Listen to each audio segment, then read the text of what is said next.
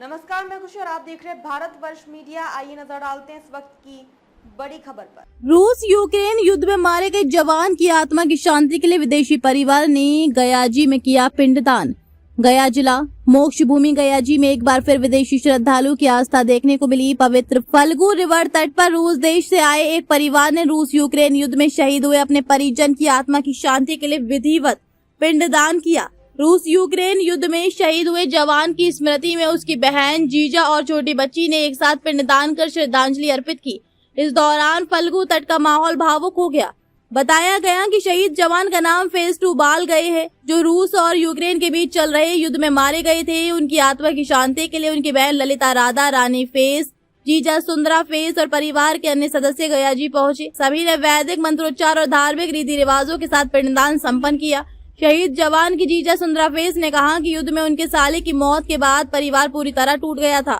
उन्होंने कहा कि गयाजी में पिंडदान करने की मान्यता पूरे विश्व में है, इसलिए वे यहाँ आए हैं ताकि मृत आत्मा को शांति मिले और परिवार में सुख शांति बनी रहे। उन्होंने कहा, हम अपने साले और अपने पिता की आत्मा की शांति के लिए पिंडदान कर रहे हैं। उनका साला युद्ध में शहीद हो गया था, उसकी आत्मा की शांति और परिवार की सुख समृद्धि के लिए वे गयाजी में पिंडदान करने आए हैं। उन्होंने कहा, हम अपने साले और अपने पिता की आत्मा की शांति के लिए यहाँ पिंडदान कर रहे हैं ताकि परिवार में सुख शांति और खुशहाली बनी रहे। फल्गु नदी तट पर पिंडदान की प्रक्रिया स्थानीय पुरोहित कुमार गौरव की देखरेख में संपन्न हुई। पुरोहित कुमार गौरव ने बताया कि ये पूरा परिवार रूस देश का रहने वाला है और विशेष रूप से गयाजी में पिंडदान करने पहुंचा है। उन्होंने कहा कि गयाजी की धार्मिक मान्यता पूरे विश्व में है और यहाँ आने वाले श्रद्धालुओं का विश्वास है कि पिंडदान से पूर्वजों की आत्मा को मोक्ष प्राप्त होता है। गौरतलब है कि फल्गु रिवर तट पर हर साल देश विदेश से हजारों श्रद्धालु अपने पूर्वजों की आत्मा की शांति के लिए पिंडदान करने आते हैं। विदेशी श्रद्धालुओं की बढ़ती संख्या गयाजी की आध्यात्मिक और धार्मिक महत्ता को दर्शाती है। इस दौरान स्थानीय लोगों और श्रद्धालुओं ने भी विदेशी परिवार की आस्था को देखकर भावुकता व्यक्त की। युद्ध में जान गंवाने वाले जवान को श्रद्धांजलि देते हुए परिवार के सदस्यों ने ईश्वर से आत्मा की शांति की प्रार्थना की। हरे कृष्णा, प्रश्न पूछ ली। हाँ, ये आ गया। आज कौन लोग है जो पिंडदान करने आए, कहाँ से आए हैं और किनका पिंडदान? ठीक है, हरे कृष्णा। तो अभी जो ये देख रहे हैं आपके सामने, ये सब लोग जो हैं ये सभी मायापुर धाम से आए हैं, नवद्वीप धाम, जहां हमारे चैतन्य महाप्रभु प्रकट हुए थे। ये सभी ऐसे निवासी तो रसिया के हैं, लेकिन 3 सालों से ये सब मायापुर धाम इस्कॉन मंदिर के पास में रहते हैं और मंदिर के अंदर रह करके सेवा देते हैं। और ये सब अपने जो है चैतन्य महाप्रभु ने एक महामंत्र दिया है हम सब कलयुग के जीवों को उद्धार के लिए। और उन्होंने कहा कि हरे नाम केवलम कलौ नास्तेव गतिरन्य था, यानी कि इस कलयुग में हरे कृष्ण महामंत्र के अलावा दूसरी कोई गति नहीं है। तो ये लोग जो है हरे कृष्ण महामंत्र के प्रचार में कीर्तन करते हैं और ये सब कीर्तनिया हैं, मायापुर धाम में रह करके कीर्तन करते हैं। तो ये सभी आज जो है पिंडदान करने आए हैं।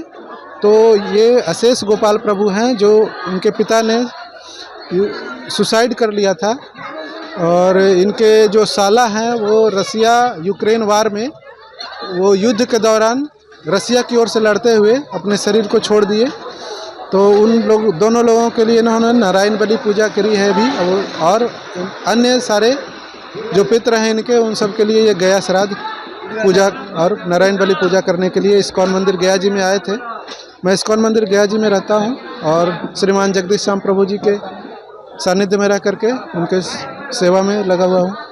तो ये यूक्रेन से थे, ये सभी रसिया के रहने वाले, मतलब ये सैनिक थे जो उनका शहीद हुआ।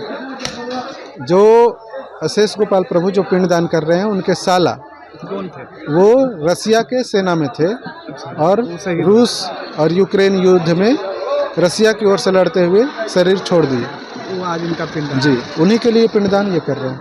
कितना महत्व रखते हैं सनातन धर्म में? अब विदेश से भी लोग यहाँ आ रहे हैं। हाँ, तो ये हमारे परम पूज्य प्रभुपाद जी की ये विशेष कृपा है, जिन्होंने केवल भारत ही नहीं, भारत के अलावा रसिया जैसे देश जहाँ की प्रभुपाद जी के शिष्यों को प्रभुपाद जी को प्रचार करने के लिए जाने से रोका गया था। यहाँ तक कि भगवत गीता लेकर के प्रभुपाद जी जब जा रहे थे और उनके शिष्य जब जा रहे थे, तो उन लोगों को भगवत गीता वगैरह जो है कपड़े के अंदर, जो साड़ी है महिलाएं जो पहन के जाती थी, पुरुष लोग जो धोती पहन के जाते थे, उसमें छुपा करके लिख करके ले जाते थे ताकि जो है चेकिंग के दौरान पता न चले।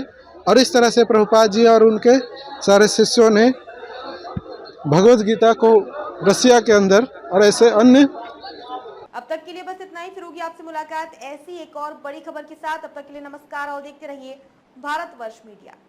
ऐसे ही लेटेस्ट अपडेट्स के लिए हमारे चैनल को सब्सक्राइब करें और तुरंत नोटिफिकेशन पाने के लिए बेल आइकन प्रेस करना ना भूलें। यदि आप हमें फेसबुक के माध्यम से देख रहे हैं तो हमारे पेज को फॉलो जरूर करें। धन्यवाद।